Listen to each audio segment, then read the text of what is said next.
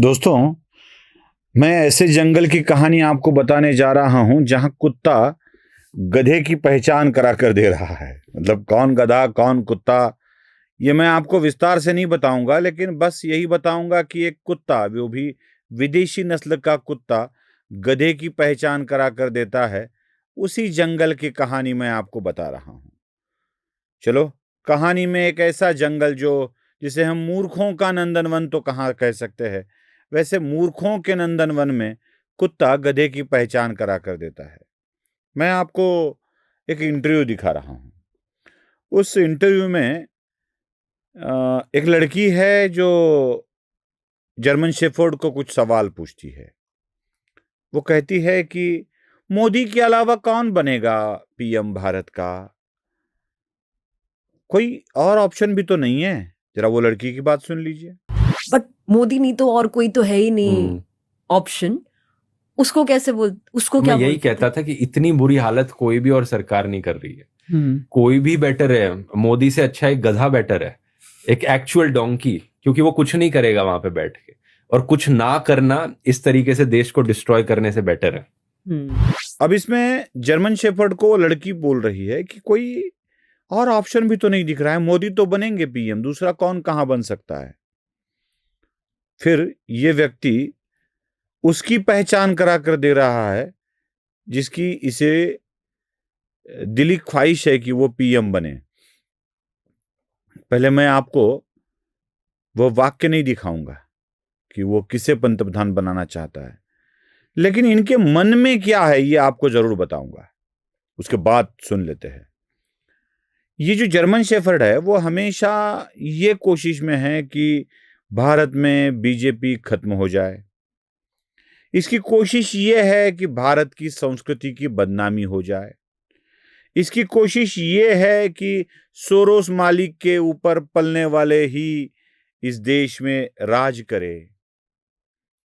और ये दुनिया जानती है कि ये जर्मन शेफर्ड किस इटालियन पामेरियन को देश का प्रमुख बनाना चाहता है।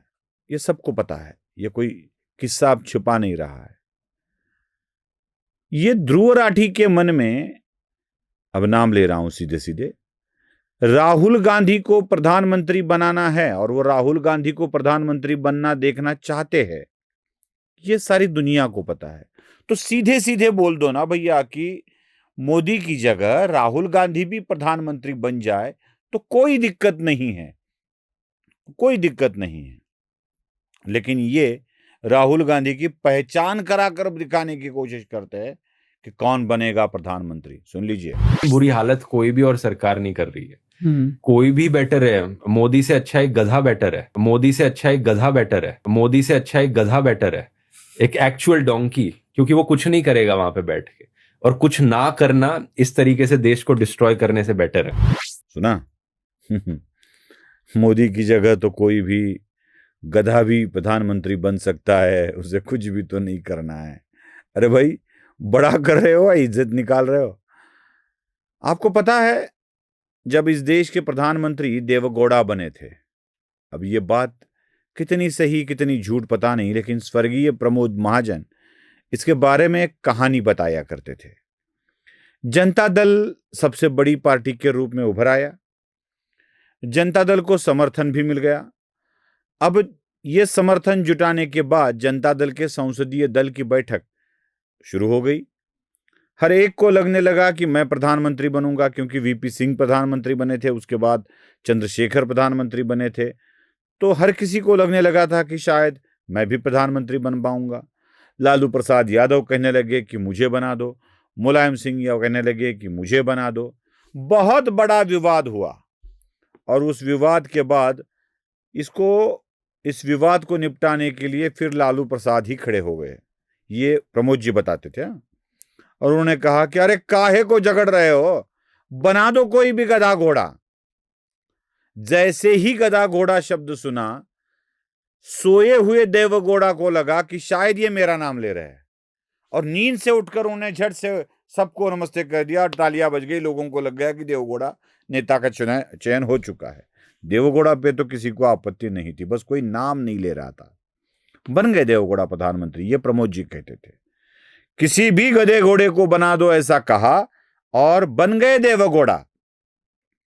वैसे जर्मन शेफर्ड के मन में मोदी के अलावा गधा प्रधानमंत्री बने ऐसा लगता है, तो ये किसको गधा बोल रहे हैं और किसको प्रधानमंत्री बनाने की बात कर रहे हैं, ये शायद आपको ही अच्छी तरह से पता है, आप ही अच्छी तरह से जानते हो।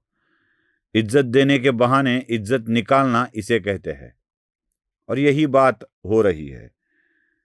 ये किस बिना पर कहते हैं, किस चीज पर बोलते हैं, जरा ये भी ठीक से देख लेना चाहिए। मैं आपको बता दूं, राहुल गांधी ने एक बार एक वाक्य कहा था कि मेरा नाम राहुल गांधी है, राहुल सावरकर नहीं है, मैं माफी नहीं मांगूंगा, नहीं मांगूंगा, नहीं मांगूंगा। सुन लीजिए।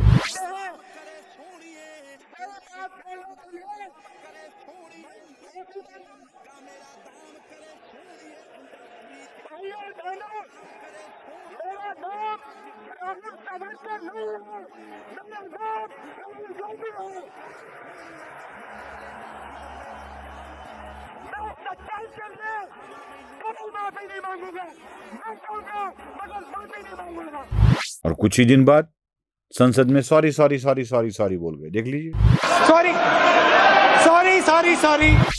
देखा, अंधेरी के कोर्ट में सॉरी बोल देते हैं, चौकीदार चोर है पर सॉरी बोल देते हैं, सारे मोदी चोर है इस पर सॉरी बोल देते हैं, अंधेरी के कोर्ट में अपना जमानत देने वाला बदल कर सॉरी बोल देते हैं, सारे बात sorry sorry sorry sorry sorry चलता है।